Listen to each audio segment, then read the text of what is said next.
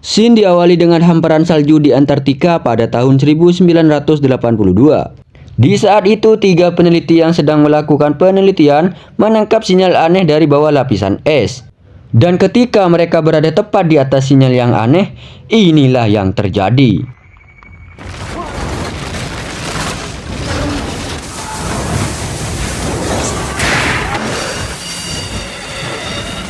Akibat es yang pecah, membuat mereka masuk ke dalam lubang.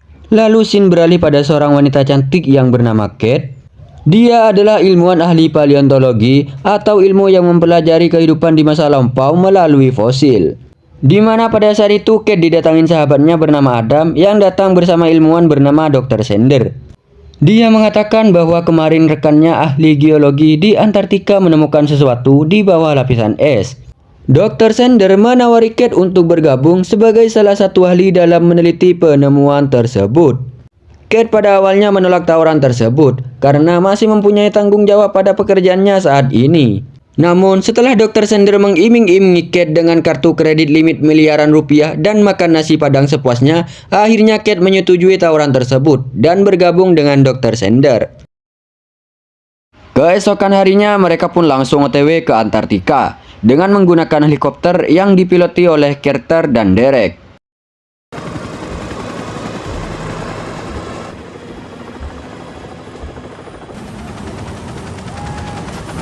Setelah sampai di sana, Kate langsung dibawa masuk ke dalam mobil salju menuju lokasi penemuan. Dan tak lain tak bukan, celah lubang yang ditampilkan pada scene awal tadilah yang menjadi lokasi penemuan tersebut. Mereka langsung saja masuk ke dalam dan bertemu dengan pemimpin ekspedisi yang bernama Edward. Edward langsung saja mengajak mereka semua melihat hasil penemuan itu, yang ternyata satu pesawat besar yang sudah lama terjebak di dalam lubang tersebut. Namun yang lebih mengejutkan lagi adalah tidak jauh dari lokasi pesawat tersebut, para peneliti menemukan makhluk aneh, lebih tepatnya makhluk asing yang terjebak di dalam es tersebut. Tanpa membuang-buang waktu, mereka langsung memotong es dan membawa potongan es yang berisi makhluk asing tersebut ke dalam camp, di mana camp tersebut menjadi markas utama para peneliti. Kate dan anggota yang lain langsung saja mengukur ukuran es tersebut agar lebih mudah dalam mencairkannya. Tetapi Dr. Sender ingin mengambil sampel terlebih dahulu untuk dilakukan penelitian duluan. Namun Kate tidak setuju dengan keinginan Dr. Sender tersebut karena Kate merasa sangat berbahaya dan sangat berisiko meneliti sesuatu yang belum diketahui asal-usulnya. Apalagi ini makhluk asing yang tidak jelas kehidupannya. Namun Dr. Sender yang keras kepala mengabaikan larangan dari Kate dan tetap ingin mengambil sampel tersebut.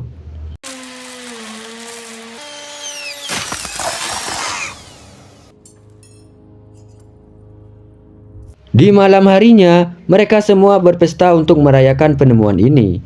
Tanpa mereka semua sadari, es yang membekukan makhluk asing tersebut mulai meleleh. Namun salah satu anggota mereka yaitu Derek, setelah buang air kecil, dia penasaran dengan makhluk tersebut. Lalu iseng mengecek bongkahan esnya. Dan di saat dia fokus memeriksa, tiba-tiba Derek terkejut, kita terkejut, makhluknya pun terkejut. Karena setelah temannya pergi, dengan lari terbirit-birit, Derek pun langsung memberitahu semua orang yang ada di sana. Dr. Sender awalnya tidak percaya karena mengira si Derek bercanda. Namun setelah dicek benar saja makhluk asing tersebut sudah menghilang. Semua mulai panik karena jika makhluk itu masih hidup akan sangat berbahaya. Dr. Sender langsung membagi tim menjadi 3 kelompok untuk memburu makhluk itu. Setelah berpencar, Olaf dan Henrik menemukan makhluk itu, tapi tiba-tiba Henrik langsung saja diserang oleh makhluk tersebut. Olaf pun bergegas memanggil teman-temannya, namun nasi sudah jadi bubur. Henrik pun sudah tidak bernyawa akibat dimakan hidup-hidup oleh monster tersebut. Mau tidak mau, mereka harus membakar makhluk tersebut karena makhluk tersebut memiliki ilmu kebal terhadap tembakan.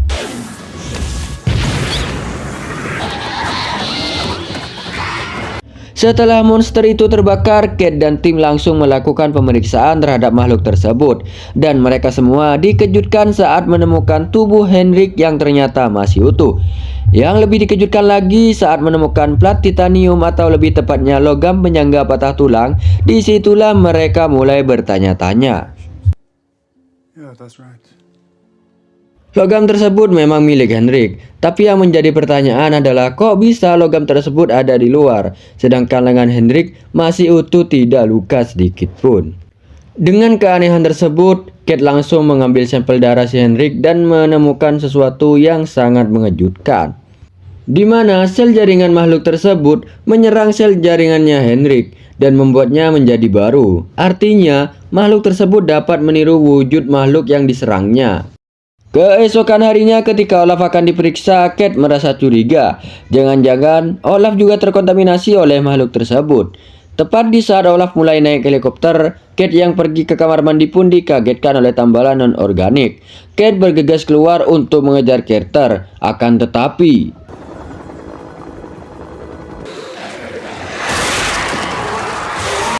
ternyata bukan Olaf lah yang tertular, melainkan anggota lain yang langsung terbelah tubuhnya yang mengakibatkan helikopter tersebut terjatuh. Mereka pun semua berkumpul dan Kate menyampaikan temuannya bahwa ceceran darah di kamar mandi yang ia lihat telah bersih. Sehingga Kate melarang semuanya untuk pergi karena Kate merasa bahwa makhluk tersebut masih ada di antara mereka dan mereplika salah satu dari mereka. Namun, Dr. Sender masih tidak percaya, walaupun Kate menunjukkan bukti logam tambalan gigi yang ia temukan dan masih kekeh ingin tetap pergi. Di saat semuanya mulai pergi dan hanya tersisa Juliet, dia mengatakan bahwa sempat melihat Colin keluar dari kamar mandi sambil memegang kain pembersih. Lalu Juliet mengajak Kate ke ruangan di mana kunci mobil salju disimpan. Namun, ketika Kate ingin mengambil kunci tersebut, tiba-tiba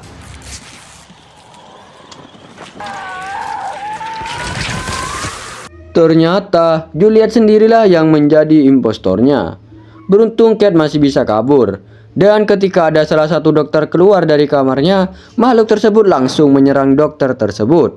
Lalu datanglah Lars dengan senjata apinya, tanpa basa-basi langsung menyemburkan apinya sehingga membuat makhluk tersebut modar. Dengan kejadian tersebut, mereka semua mulai percaya kepada Kate dan sepakat tidak akan pergi dari lokasi tersebut. Mereka akan memeriksa darah dari setiap orang untuk memastikan bahwa dari mereka tidak ada yang terkontaminasi. Untuk berjaga-jaga, Kate dan Lars akan menyabotase semua kendaraan yang ada. Lalu Lars mengajak Kate ke suatu tempat. Ternyata Lars menunjukkan granat yang ada di camp ini untuk berjaga-jaga jika sewaktu-waktu dibutuhkan. Tak berselang lama, Carter dan Derek muncul setelah selamat dari kecelakaan helikopter. Tak mudah mempercayainya, Carter dan Derek diisolasi di dalam gudang. Saat melakukan pemeriksaan, Adam baru keluar 5 menit untuk refreshing.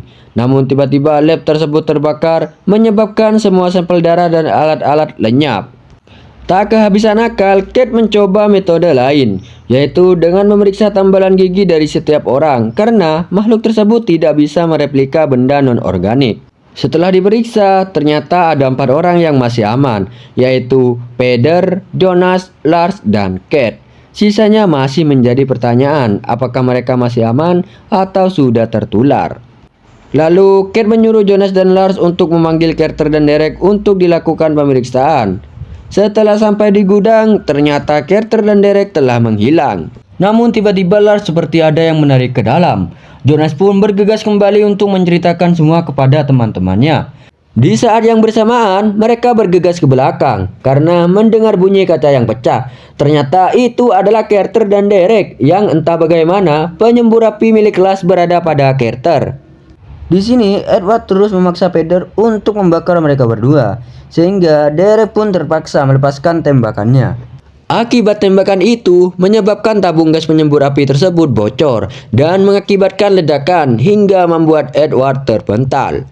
Jonas dan Colin langsung menggotong Edward yang tak sadarkan diri. Namun pada akhirnya, ternyata Edward telah terkontaminasi, di mana potongan tangan Edward menyerang Jonas. Sedangkan tubuh Edward mengeluarkan semacam alien yang memanjang, lalu langsung menyerang Adam dan Derek yang berada di dekatnya. Tak hanya itu, tubuh Adam juga dirusak oleh monster tersebut dan berubah menjadi wujud yang sangat mengerikan. Monster itu berhasil keluar dari ruangan tersebut. Karena Kate terbengong saja, Kate langsung mengambil penyembur api dan langsung membakar Jonas dan Derek yang sudah tak berdaya. Sekarang hanya menyisakan Kate, Carter, dan Dr. Sander yang bersembunyi di ruangan lain. Berniat menghindari ancaman, Dr. Sander justru dihampiri monster itu yang langsung menyerangnya. Kate dan Carter pun mendengar suara teriakan dari Dr. Sander.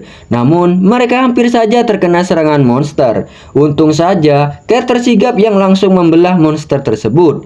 Lalu, mereka mendatangi ruangan tempat Dr. Sander berada. Kate pergi ke kiri dan Carter ke kanan. Tiba-tiba, Carter didatangi monster tersebut yang langsung menyerangnya.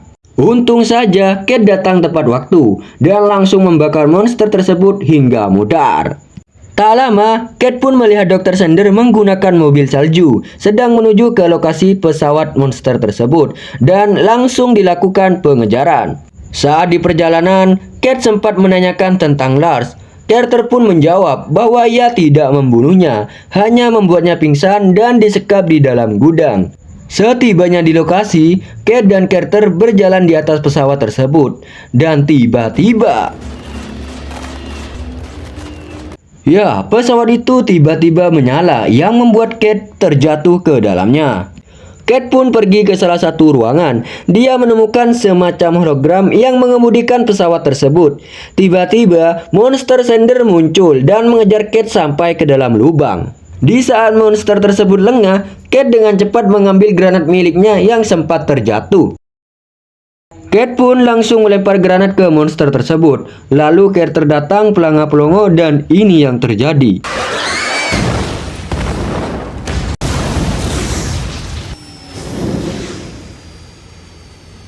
Setelah keluar, Carter mengajak Kate ke camp lain yang jaraknya tidak jauh dari lokasi tersebut. Namun ketika di dalam mobil, Kate menyadari anting yang dipakai Carter sudah tidak ada.